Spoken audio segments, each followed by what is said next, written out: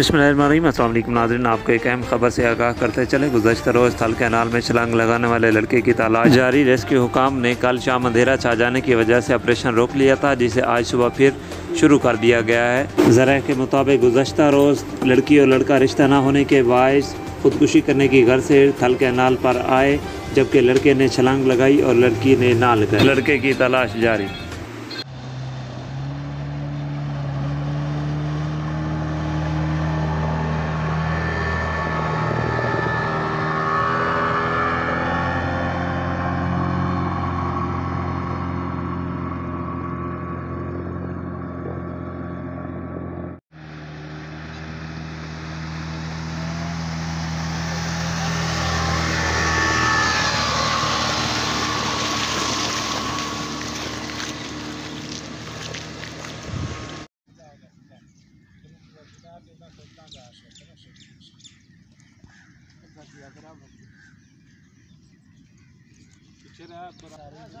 क्यों किनारा नहीं लगता?